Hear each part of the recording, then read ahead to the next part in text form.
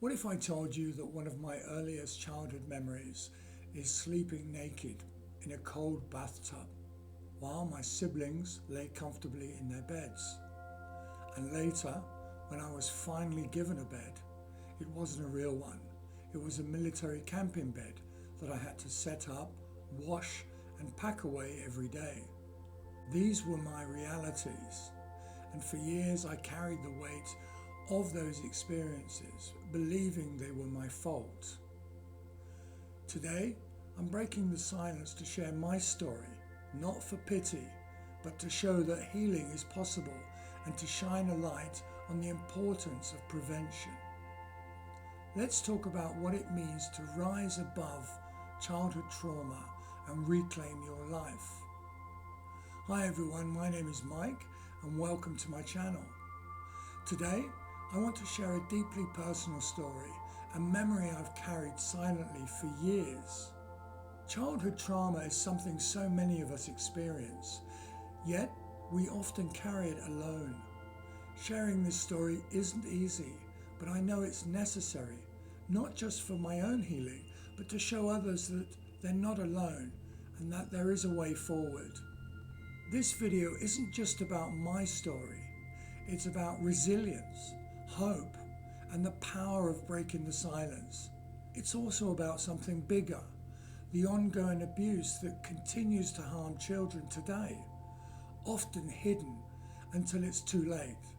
If you've ever felt trapped by your past, I hope my story inspires you to start your own journey toward healing and to join me in building a future where prevention is possible.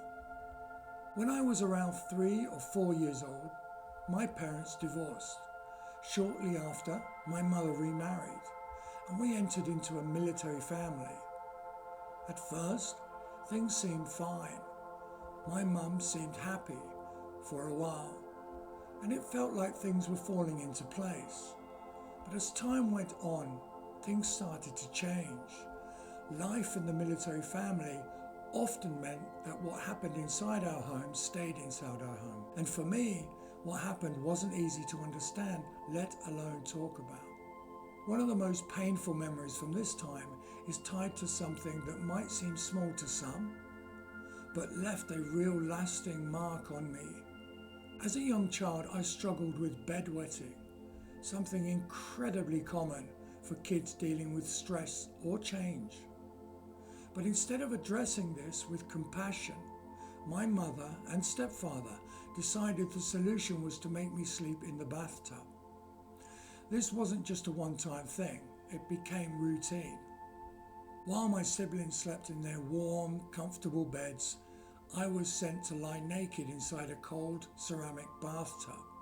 No blankets, no comfort, just me and the cold. I remember hoping someone would take a shower before bedtime, just so the tub would be warm for a few fleeting minutes. That tiny bit of warmth was the only comfort that I had on those nights. Eventually, I was allowed out of the bathtub, but I didn't get a real bed. Instead, I was given a military camping bed. Every day, I would set it up, wash it down, and pack it away in the morning. It was my responsibility to keep it clean and ready. And while it was a step up from the bathtub, it still reinforced the idea that I didn't belong, that I wasn't like my siblings.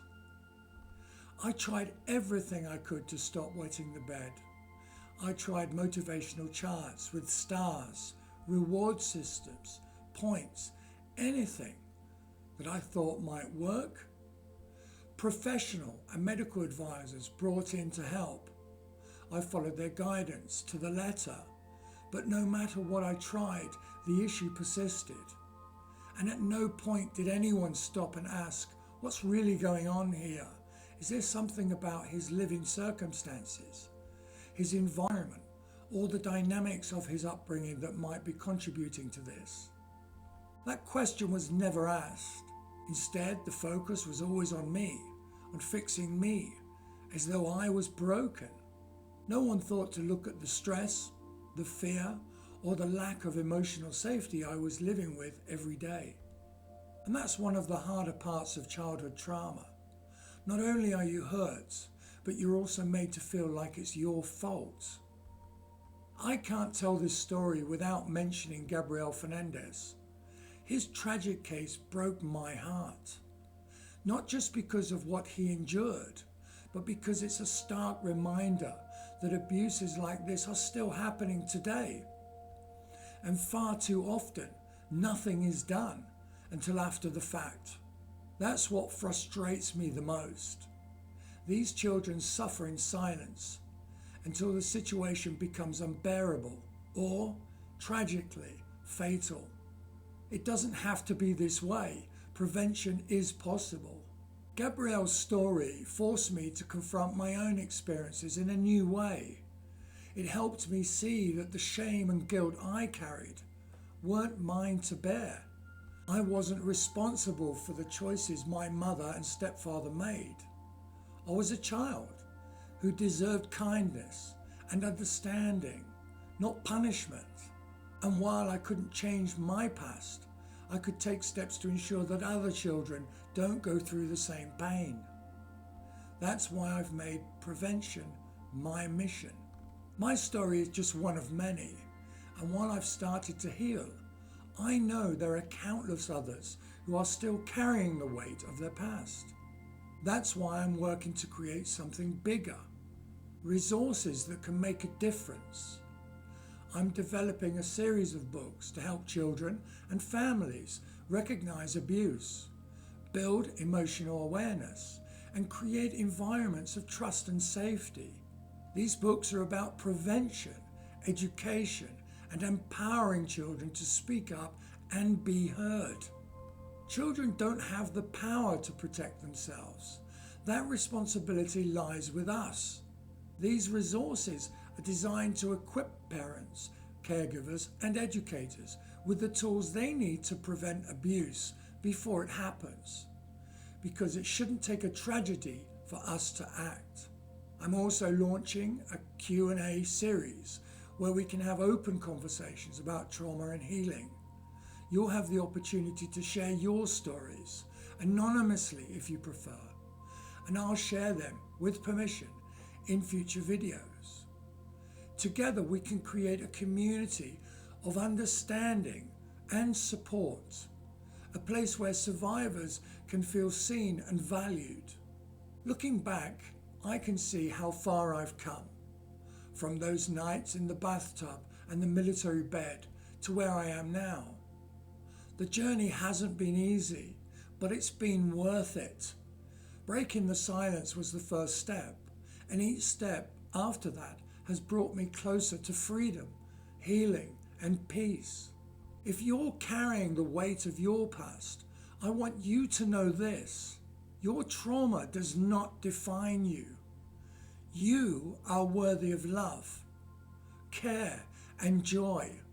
And together we can work to ensure that no child ever has to endure this kind of pain again. If my story resonated with you, I'd love to hear from you. Share your thoughts in the comments, or if you're not ready to share publicly, send me a private message. Your story matters. And by speaking up, you could inspire someone else to take their first step towards healing. Don't forget to like this video, subscribe to the channel, and check out my playlist on trauma and recovery. This is just the beginning of our journey together. And I'm so grateful to have you here. Let's break from the silence one story at a time.